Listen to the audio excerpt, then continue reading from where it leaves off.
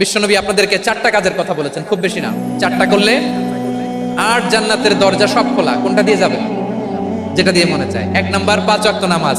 আমার বোনেরা জোহরের নামাজ পড়তে পড়তে এটা আসরে নিয়ে যায়, আসর পড়তে পড়তে এটা মাগরিবে নিয়ে যায়, এরকম আসরা নাই? লালমনিরহাটে হয়তো নাই। আমার বোনেরা এটা করবেন না। ইন্নাস সালাতা কানাত আলাল মুমিনিনা কিতাবাম মাওকুতা, সময় মতো পড়বেন। সামাদ সাহারা, রমাদানের রোজাগুলো রাখবেন। হাফিজাত ফুরুজাহা, যে নারী তার চরিত্রকে হেফাজত করে, তার প্রাইভেট হেফাজত করে, তার লজ্জাস্থান হেফাজত করে। ও মায়েরা, আপনার এই গর্ভ যে কত দামি আপনি জানেন না। আপনার এই গর্ভ থেকে জন্মাবে আগামীর সালাহুদ্দিন আল আইয়ুবী। আপনার গর্ভ থেকেই জন্মাবে ইমাম আল মাহদি আল মুনতাজার। আপনার পেট থেকে জন্মাবে আবু সাইদের মতো বীর সৈনিক। আপনার পেট থেকে জন্মাবে মুগ্ধের মতো বীর মুজাহিদ। আপনি জানেন না কে আসবে আপনার পেট থেকে। সময়টাকে কাজে লাগান, ইসলামকে বুঝেন, মানেন, আমাদের ইসলামিক লেকচারগুলো শুনেন। আমরা যে বার্তাগুলো, ইনস্ট্রাকশনগুলো, দিক নির্দেশনাগুলো আপনাদের খেদমতে রাখি, এগুলো মেনে চলুন। আপনিই পারেন আপনার ঘরটাকে জান্নাতের টুকরা বানাতে।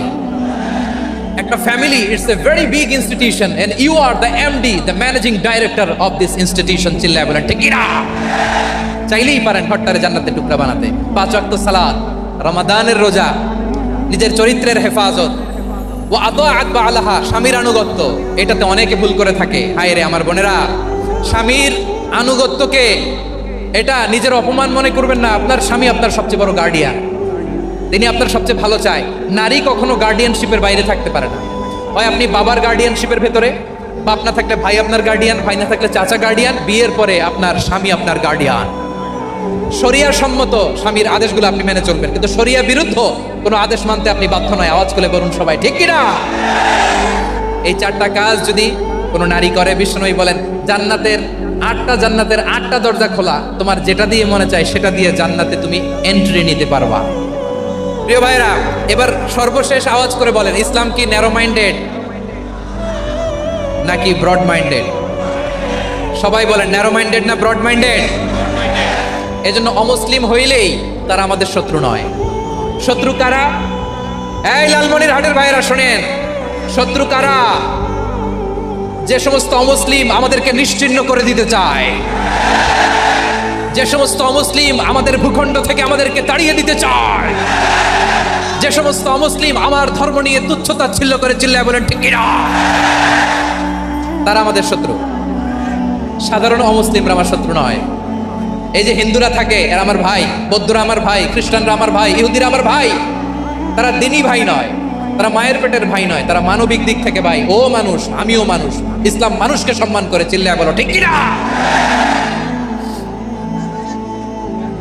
যারা আমাদের অস্তিত্বকে নিশ্চিহ্ন করতে চায়, যারা আমাদের ভূখণ্ডকে দখল করতে চায়, যারা আমাদেরকে নিয়ে মক্কারি করে, ফান করে, টিটকারি করে, আমার ধর্ম নিয়ে খেলা করে, তাচ্ছিল্য করে, ওদের বিরুদ্ধে আমাদের জিহাদ। সাধারণ মুসলিম আমাদের শত্রু নয়। আপনি জানেন নিউ ইয়র্কে, আমি তো নিউ ইয়র্কে ছিলাম অনেকদিন, ওখানে ফিলিস্তিনিদের পক্ষে যখন আমরা মিছিল করেছি, অনেক ইহুদি আমাদের সাথে মিছিলে দাঁড়িয়েছে। কারণ ওরাও জানে এই ভূখণ্ড ফিলিস্তিনিদের ভূখণ্ড। আওয়াজ করে বলো লালমনিরহাট ঠিক কিনা? ইসরায়েলের রাজধানী খোদ তেল আবিবে অনেক ইহুদিরা বেঞ্জামিন নেতানিয়াহু তার বিরুদ্ধে মিছিল করেছে।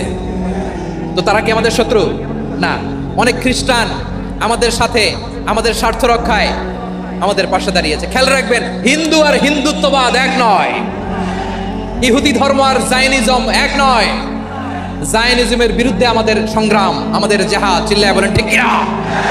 এই যে ফিলিস্তিনের ভাইরা, তারা তাদের স্বাধীনতা সংগ্রামের জন্য লড়াই করছে, করে যাচ্ছে, আমরা এটাকে সমর্থন জানাই, চিল্লায় বলো ঠিক কিনা? কাশ্মীরের ভাইরা স্বাধীনতার জন্য সংগ্রাম করছে, আমরা সেই সংগ্রামকে সমর্থন জানাই, আওয়াজ করে বলো ঠিক কিনা? যারাই আমাদের ইসলামকে নিশ্চিহ্ন করতে চায়, তাদের বিরুদ্ধে আমাদের সংগ্রাম, আওয়াজ করে বলতে হবে ঠিক কিনা? ওই সমস্ত দুর্বৃত্তদের সাথে আমাদের কোনো সম্পর্ক নাই। আমরা যদি ঐক্যবদ্ধ থাকতে পারি, ওই দুর্বৃত্তরা চান্স পাবে না। আমরা ঐক্যবদ্ধ থাকতে রাজি আছি। লালমনিরহাটের ভাইয়েরা, আমরা ঐক্যবদ্ধ থাকলে ওই দুর্বৃত্তদের কালো হাত ভেঙে দিতে আমাদের সময় লাগবে না। তাদের কালো হাত ভেঙে দিতে রাজি আছে মুসলমান?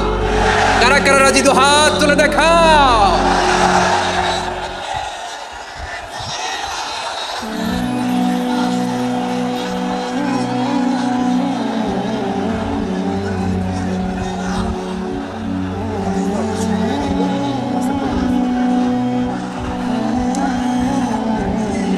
আমার প্রাণ প্রিয় লালমনিরহাটের ভাইরা, শত্রু কাফের আর অশত্রু কাফেরের মধ্যে পার্থক্য আছে না নাই?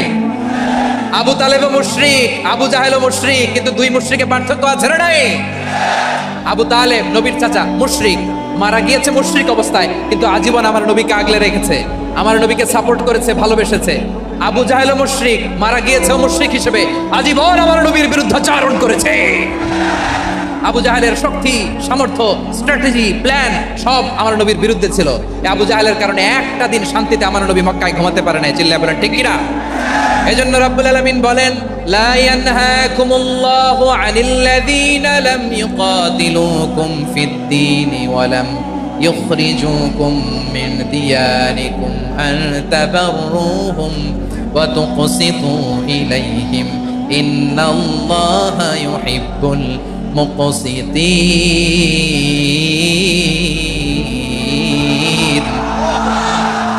আল্লাহ বলে, গোলামেরা শোনো শোনো, যে সমস্ত অমুসলিম তোমাদের সাথে ধর্মযুদ্ধে লিপ্ত হয় না, তোমাদের বিরুদ্ধে যে সমস্ত অমুসলিম অস্ত্র ধরে না, যে সমস্ত অমুসলিম তোমাদেরকে তোমাদের জন্মস্থান থেকে, ভূখণ্ড থেকে তাড়িয়ে দেয় না, তাদের সাথে ভালো আচরণ করতে আমি আল্লাহ নিষেধ করি নাই।